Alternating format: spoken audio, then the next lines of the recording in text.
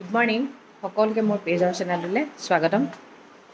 ৰাতিপুৱা শুই উঠাৰ পৰা এনেকুৱা হয়, আৰিয়া এইটো নকৰিবা, আৰিয়া এইটো নকৰিবা, আৰিয়া তালৈ নাযাবা, সেইটো নকৰিবা, আৰিয়া মাম অকণমান খোৱাচোন, খোৱা এইটো খাবা, এইটো খোৱাচোন অকণমান। কেতিয়াও এইটো নহ'ল যে আৰু অকণমান লাগিব নি বুলি কেতিয়ানো শুনিবলৈ পাম। আমাৰ ছোৱালী অকল মুখখন জপাই থৈ দিয়ে, কথা কোৱাৰ টাইমত মুখখন খোলে, খোৱাৰ টাইমত মুখ নুখোলে। ভাগৰি পৰিছোঁ আৰু মাম খোৱাৰ নাম নলয়। কিয় মাম নাখায় বাৰু? মাম খালেহে ডাঙৰ হ'ব, নহ'লে কেনেকৈ ডাঙৰ হ'ব বাৰু? মা কেনেকৈ ডাঙৰ হ'বা তুমি? ছোৱালীৰ হাতত পুতলা থাকে, টেডি বিয়াৰ থাকে, আমাৰ ছোৱালীৰ হাতত চামুচ কি থাকিব? এইবোৰনো লৈ থাকেনে বাৰু? ছোৱালী নে ল'ৰা বাৰু? ধুনুকে ডাইনিঙত বহি খাব পৰা হৈছে আমাৰ ছোৱালী।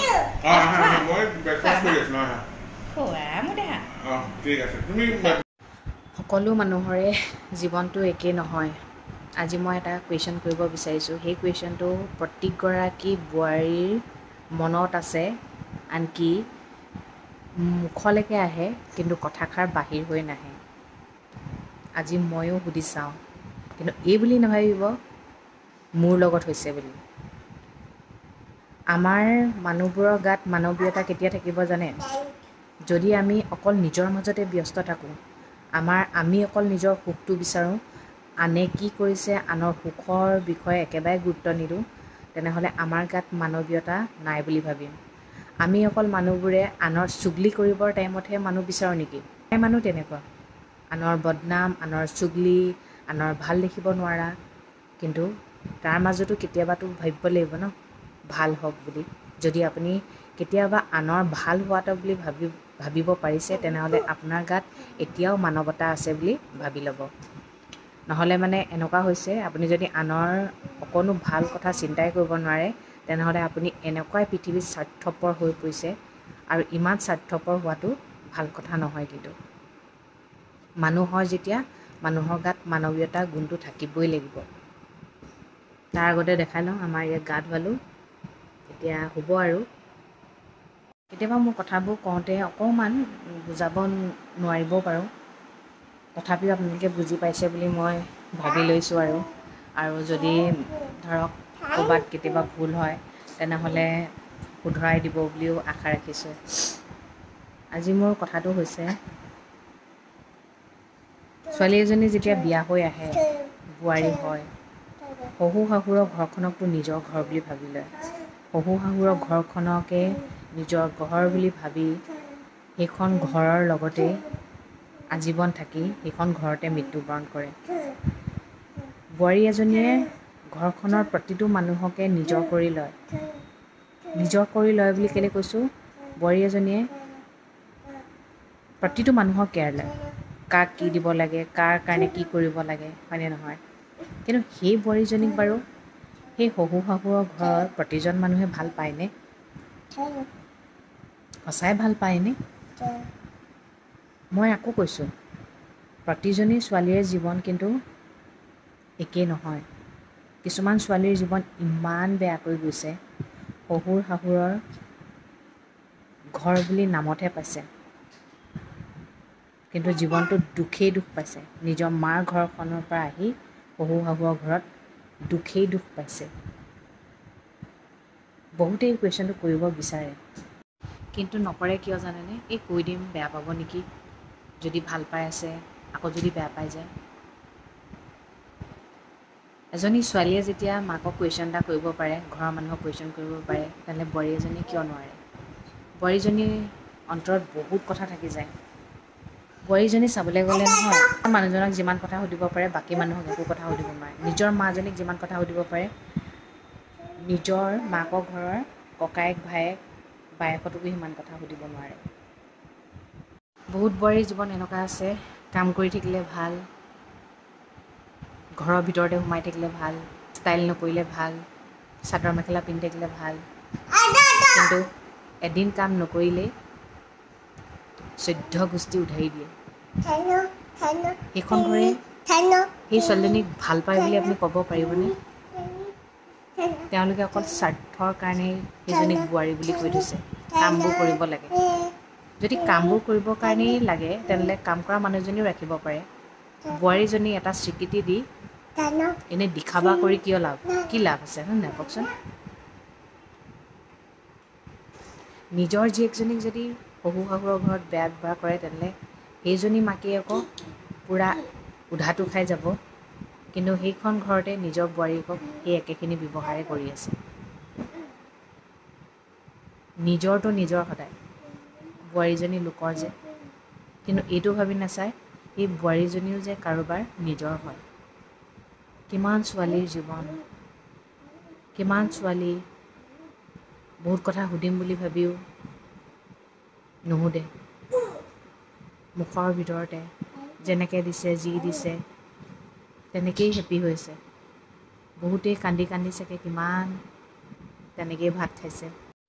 এজনী বোৱাৰী মাকৰ লগতো ফোনত কথা পাতিব নোৱাৰে, ফোনত কথা পতাৰ লগে লগে ভাবে কিবা লগাইছেই বুলি। ইফালেও মাকে নিজৰ জীয়কলৈ ফোন কৰিব নোৱাৰে, সেইফালেও বোৱাৰী আছে যে আকৌ সেইফালে বোৱাৰীয়েকে ভাবিব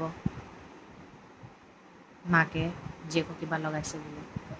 মানে বোৱাৰী হোৱাৰ লগে লগে নহয় মনত বহুত কুৱেশ্যন লৈ বহি যাব লাগে। নাহাঁহো বুলি ক'লেও হাঁহিব লাগে, নামাতোঁ বুলি ক'লেও মাতিব লাগে, দুখত থাকিলেও সুখত আছোঁ বুলি ক'ব লাগে, মুঠতে চব মিছা মাতি থাকিব লাগে। এদিনো কোনেও নুসুধে সঁচাকৈ তুমি সুখীনে বাৰু? জাষ্ট মুখেৰে সুধিলেও ভাল লাগে ন, অন্তৰৰ পৰা নালাগে, কিন্তু সেইটোও নাহে মানুহৰ। ভাবিলে দুখ লাগে ন? ছোৱালী এজনী কিমান সপোন লৈ আহে বিয়া হোৱাৰ পিছত, এনেকৈ থাকিম এনেকৈ থাকিম এনেকৈ কৰিম, কিন্তু সেই সপোনবোৰ চুৰমাৰ হৈ যায়, এটা পিঞ্জৰাত থকা পক্ষীৰ গতে হৈ পৰে।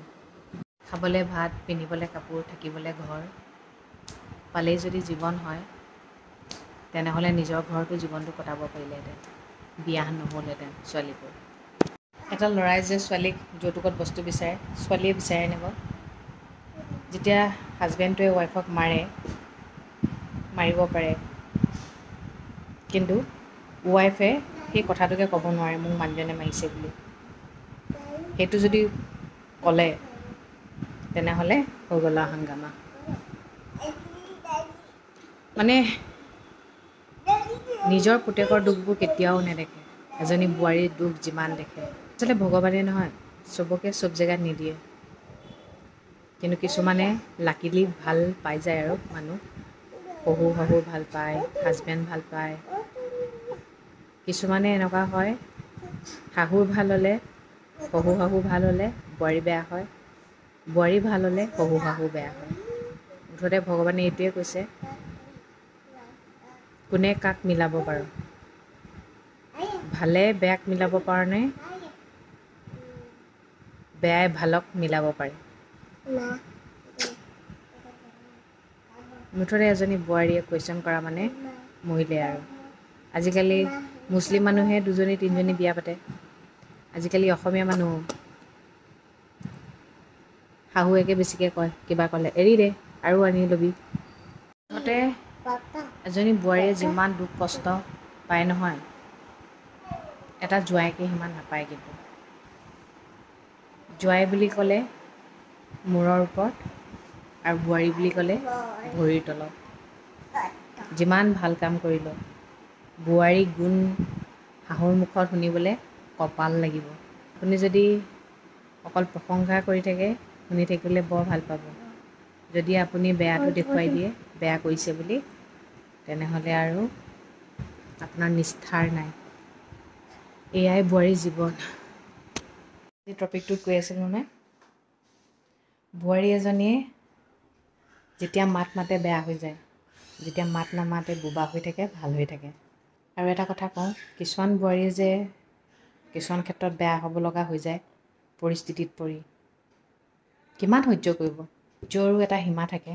সেইকাৰণে প্ৰতিগৰাকী বোৱাৰীক মই বেয়া বুলি ক'বলৈ নাযাওঁ, প্ৰতিগৰাকী শাহুকো বেয়া বুলি ক'বলৈ নাযাওঁ, কিন্তু বোৱাৰীও কাৰোবাৰ জীয়েক হয় ন।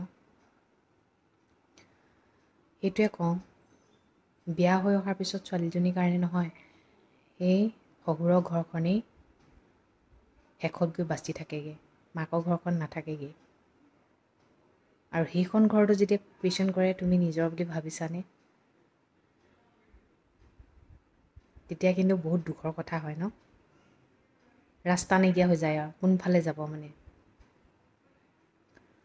আৰু কেতিয়া কোনো বোৱাৰী আছে আজিলৈকে সুধিয়ে পোৱা নাই ন, আপোনালোকে মোক ভাল পায়নে? মন যায় ন সুধিবলৈ কেতিয়াবা,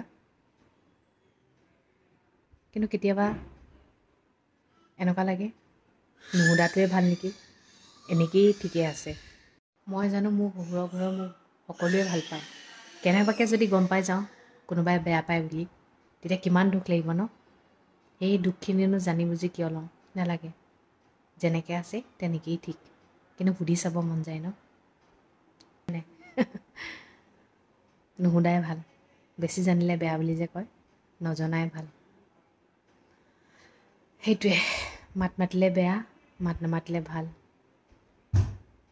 এইটো আমাৰ কলিজা মাম খালে, এতিয়া শুব আৰু। দৰ্জা বন্ধ কৰি দিয়া, AC চলি আছে, অঁ বন্ধ কৰি দিয়া, গুড গাৰ্ল। আছে তেন্তে দিয়ক, আজিলৈ ইমানতে ৰাখিছোঁ। সদায় কোৱাৰ দৰে কওঁ, ভগৱানে সকলোৰে মংগল কৰক, সকলো সদায় ভালে থাকক। Good night.